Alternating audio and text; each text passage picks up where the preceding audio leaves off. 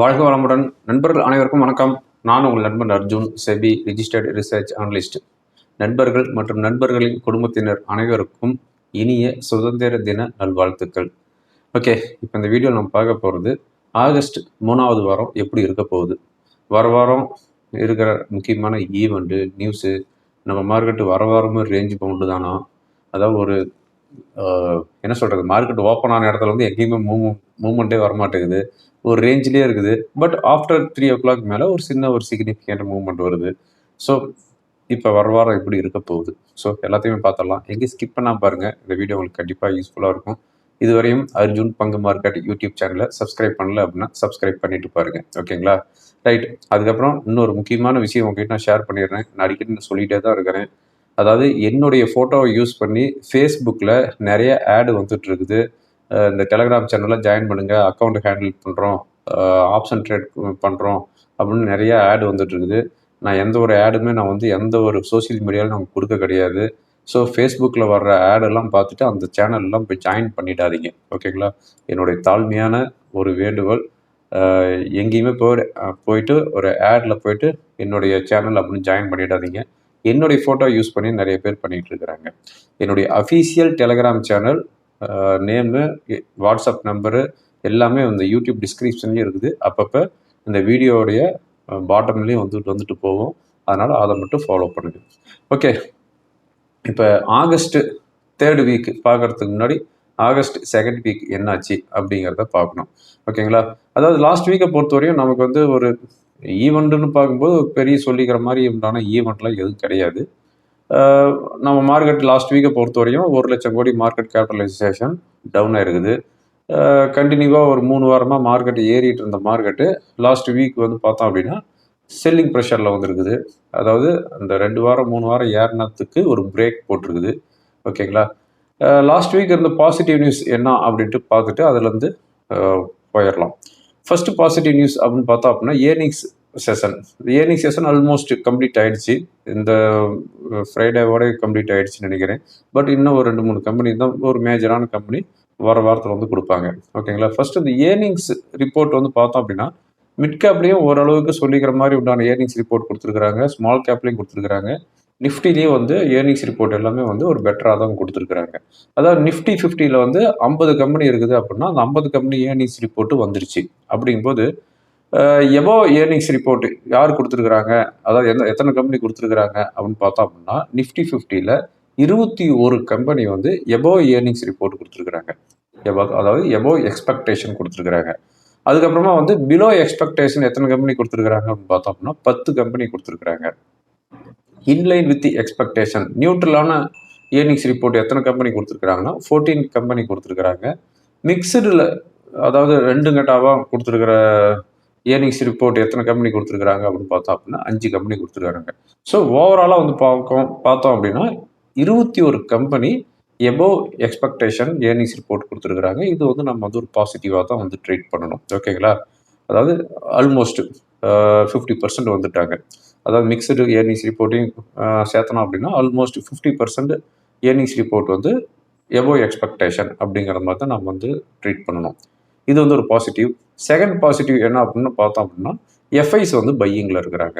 அதாவது ஒரு couple half month முன்னாடி வந்து ஒவ்வொரு மாதமும் வந்து 20,000 கோடி 30,000 கோடி செல் பண்ணிட்டு வந்தவங்க ஜூலை மந்த்து ரெடியூஸ் பண்ணாங்க. இந்த ஆகஸ்ட்டில் வந்து இந்த டேட் வரையும் நெட்டாக வந்து பையிங்கில் தான் இருக்கிறாங்க. ஸோ எஃப்ஐஸ் வந்து நம்ம இந்தியன் மார்க்கெட்டில் பையிங்கில் இருக்கிறாங்க. பட் ஒரு பெரிய லெவல்லாம் அவங்க பை பண்ணல. சும்மா என்ன சொல்கிறது, அவங்க சின்ன மீனை போட்டு பெரிய மீனை பிடிக்கிறதுக்கு பண்ணுறாங்களாங்கிறது தெரியாது. பட் ஒரு பையிங் ஃபிகரில் இருக்கிறாங்க, அவ்வளோதான், ஓகேங்களா? இந்தியாவுடைய இன்ஃப்ளேஷன் லாஸ்ட் ஃப்ரைடே வந்துச்சு. இந்தியாவுடைய இன்ஃப்ளேஷன் வந்து பார்க்கும்போது அதான் 9.78% வந்துருக்குது. இன்லைன் வித் எக்ஸ்பெக்டேஷன் தான். At the same time US உடைய இன்ஃப்ளேஷன் வந்துருக்குது. அதுவும் வந்து பார்த்தோம் அப்படின்னா பிலோ எக்ஸ்பெக்டேஷன் 3.4%. அவங்க எக்ஸ்பெக்டேஷன் வந்து 3.5%. ஸோ இது எல்லாமே வந்து பாசிட்டிவ் நியூஸில் தான் இருக்குது. அதாவது ஏர்னிங்ஸ் ரிப்போர்ட்டு, எஃப்ஐஸ் பையிங், இந்தியாவுடைய இன்ஃப்ளேஷன், யூஎஸ்உடைய இன்ஃப்ளேஷன், கோர் இன்ஃப்ளேஷன், இது எல்லாமே வந்து ஆஸ் பர் எக்ஸ்பெக்டேஷன் அந்த லெவலில் தான் இருக்குது. நெகட்டிவ் அப்படின்னு பார்த்தோம் அப்படின்னா, அதாவது டாடா சேர்மேன் மிஸ்டர் சந்திரசேகரன் அவர் வந்து ரிசைன் பண்ணிக்கிறாரு. இது வந்து டாடா குரூப்புக்கு மட்டும்தான் வந்து நெகட்டிவ் நியூஸ் அப்படின்னு பார்க்குறத விட டாடா குரூப்பில் வந்து சம் ஸ்டாக்ஸ்லாம் வந்து நிஃப்டி 50லேயே இருக்குது. ஒரு நாள் வந்து டிசிஎஸ் வந்து 3% பக்கம் இறங்குச்சு. அது என்ன நியூஸ் அப்படின்னா டாடா சேர்மன் வந்து ரிசைன் பண்ணணும் தான். எதனால் இது வந்து ஒரு நெகட்டிவ் நியூஸாக பார்க்கணும் அப்படின்னா, அதாவது டாடா குரூப்பில் வந்து டாடா சேர்மனாக இப்போ இருக்கிறத நம்ம தமிழ்நாட்டை சேர்ந்த மிஸ்டர் சந்திரசேகரன் இருக்கிறாரு. அவர் கிட்டத்தட்ட 2017 2018 இருக்கிறாரு. கிட்டத்தட்ட 8-9 வருஷமாகவே வந்து டாடா குரூப் ஆஃப் கம்பெனிகள் எல்லாமே வந்து இவர் தான் வந்து சேர்மேன் தலைவராக இருக்கிறாரு. அப்படிங்கும்போது இவருடைய அண்டரில் டாடா குரூப் ஆஃப் ஸ்டாக் எல்லாமே வந்து நல்ல ஒரு பெர்ஃபார்மன்ஸ் பண்ணியிருக்குது. அதாவது ஒரு பெரிய ஒரு ஃபால் வரல அப்படின்னாலும் சஸ்டைன் ஆகிருக்குது அப்படின்னு தான் பார்க்கணும். ஓகேங்களா? அதாவது டிசிஎஸ் இப்படி இறங்கிடுச்சு அப்படின்லாம் நீங்கள் கேள்வி கேட்கக்கூடாது. டிசிஎஸ் மட்டும் இறங்க கிடையாது, வேர்ல்டு லெவலில் இருக்கிற ஐடி ஸ்டாக் எல்லாமே தான் இறங்கியிருக்குது. அப்படிங்கும்போது இவருடைய தலைமையில் வந்து டாடா குரூப் ஆஃப் ஸ்டாக் வந்து சஸ்டைன் ஆகிருக்குது. அது மட்டும் இல்லாமல் அதுக்கு அடுத்ததாக வந்து யார் வந்து சேர்மனாக வருவாங்க, இவருடைய எக்ஸ்பீரியன்ஸ் யாருக்கு இருக்குது அப்படிங்கிறது தான் ஒரு கொஷின் மார்க்கு. ஏன்னா இவர் மிஸ்டர் சந்திரசேகரன் வந்து டிசிஎஸோடைய ஆரம்ப காலத்திலேருந்து அவர் இருக்கிறாரு. அப்படிங்கும்போது கிட்டத்தட்ட 30-40 வருஷமாக வந்து அந்த கம்பெனியில் வந்து இருந்திருக்கிறாரு. அதனால் அவருடைய எஃபிஷியன்சி, அவருடைய ஒர்க்கு இது எல்லாமே தெரியும். அதனால் வந்து ஓகே இவர் வந்தால் டாடா குரூப் ஆஃப் ஸ்டாக் எல்லாமே வந்து நல்லாயிருக்கும், கம்பெனி எல்லாமே வந்து நல்லாயிருக்கும் அப்படிங்கிற ஒரு அபிப்பிராயம் இருந்துச்சு. ஆனால் நெக்ஸ்ட்டு யார் வருவாங்க அப்படிங்கிறது ஒரு கொஷின் மார்க்கு. அவங்களுக்கு இந்த அளவுக்கு எக்ஸ்பீரியன்ஸ் இருக்குமா அப்படிங்கிறது ஒரு டவுட்ஃபுல்லாக தான் இருக்குது. ஸோ அதனால் வந்து இது வந்து நெகட்டிவ் நியூஸாக தான் நம்ம வந்து ட்ரீட் பண்ணணும். அதுக்கடுத்தா வந்து நம்ம இந்தியன் ருப்பி 95 to 96 சஸ்டெயின் ஆகிட்டு இருக்குது. கொஞ்சம் கூட அப்ரிஷியேட் ஆக மாட்டேங்குது. 94, 93 வரும்ன்ட்டு எதிர்பார்த்துட்டு இருக்கிறோம். பட் அது வரமாட்டேங்குது. இதே லெவலில் சஸ்டெயின் ஆகிட்டு இருந்துச்சு அப்படின்னா 97.3 4 வந்து ஆல் டைம் லோ. அது வந்து பிரேக் பண்ணிச்சு அப்படின்னா 100 பிரேக் பண்ணிடும் போல தெரியுது. ஸோ இது வந்து அப்ரிஷியேட் ஆகணும். ஓகேங்களா? இது வந்து second negative news. Crude price இப்போ அதாவது $80 வந்தது, மறுபடியும் வந்து $90 பெர் பேரல் பக்கம் வந்திருக்குது.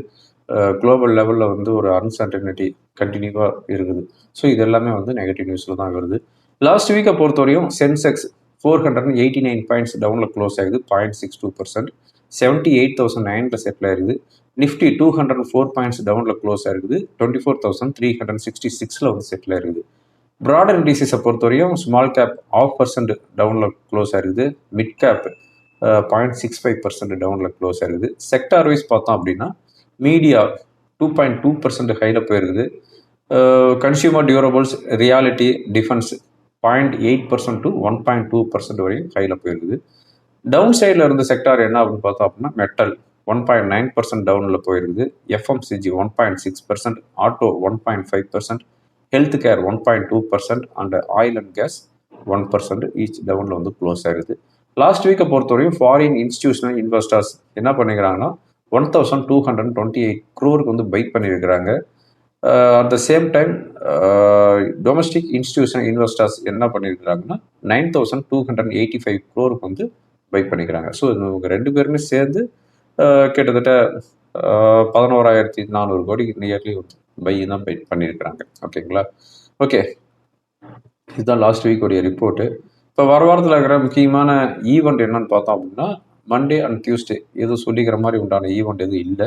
வெனஸ்டே மார்னிங் 11:30 AM இங்கிலாந்துடைய இன்ஃப்ளேஷன் இருக்குது. ப்ரீவியஸாக இருக்கிற இன்ஃப்ளேஷன் 2.6%, ஃபோர்காஸ்ட்டு 3% இருக்குது. அன்னைக்கு நைட்டு 11:30 PM நம்ம இந்தியன் ஸ்டாண்டர்ட் டைம் யூஎஸ்ஏலேருந்து எஃப்ஓஎம்சி மினிட்ஸ் இருக்குது. இந்த எஃப்ஓஎம்சி மினிட்ஸுங்கிறது நம்ம வந்து ஃபோக்கஸ் பண்ணோம். அவங்க வந்து ப்ரொஜெக்ஷன் கொடுப்பாங்க, ரேட் ஹைக் இருக்குதா இல்லை ரேட்டு அப்படியே ஹோல்டு பண்ணுறோமா, அவங்களுடைய இப்போ கரண்ட் சினாரியோ என்ன அப்படிங்கிறது ஃபெட்டோடைய எஃப்ஓஎம்சி மினிட்ஸ் வந்து அவங்க ஃபோர்காஸ்ட் கொடுப்பாங்க. அது வந்து வாட்ச் பண்ணணும். தேர்ஸ்டே எந்த ஒரு ஈவெண்ட்டும் கிடையாது. ஃப்ரைடே ஆகஸ்ட் 21 அன்னைக்கு ஜப்பானுடைய இன்ஃப்ளேஷன் இருக்குது. ஓகேங்களா? அது வந்து ஃபோக்கஸ் பண்ணோம். ப்ரீவியஸாக இருக்கிற இன்ஃப்ளேஷன் 1.7%, எக்ஸ்பெக்டேஷன் வந்து 1.7% தான். ஓகே, இண்டெக்ஸ் ஃபியூச்சரில் எஃப்ஐஸ் வந்து என்ன பொசிஷன் வச்சிருக்கிறாங்க அப்படின்னு பார்த்தோம் அப்படின்னா 89% ஷார்ட்டில் இருக்கிறாங்க லாஸ்ட் செஷன் க்ளோசிங் பேசிஸ், அதாவது 14th August closing session. FIs வந்து 89% ஷார்ட்டில் இருக்கிறாங்க. மற்றவங்க எல்லாமே வந்து லாங்கு தான் எக்ஸப்ட் ப்ரொப்ரேட்டர் கூட 56% ஷார்ட்டில் தான் இருக்கிறாங்க. கிளைண்ட் 79%, டொமஸ்டிக் இன்ஸ்டிடியூஷனல் இன்வெஸ்டர்ஸ் 71% லாங்கில் இருக்கிறாங்க. ஓகேங்களா? ரைட்.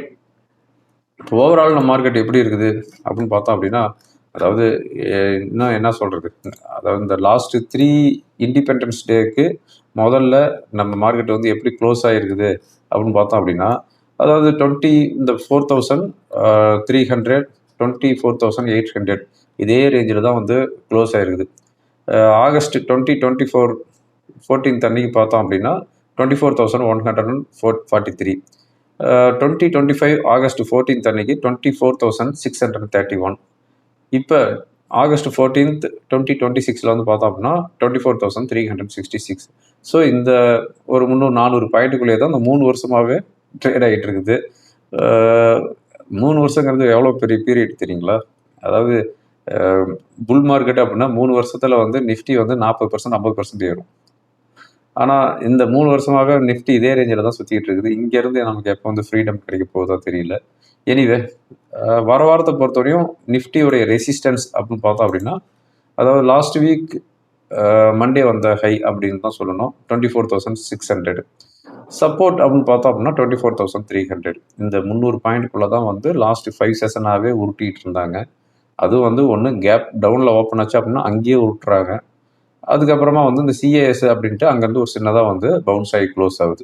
இந்த சிஏஎஸ் வந்ததுக்கப்புறம் ஒவ்வொரு நாளும் வந்து 3 மணிக்கு மேலே பவுன்ஸ் ஆகி தான் க்ளோஸ் ஆகுது.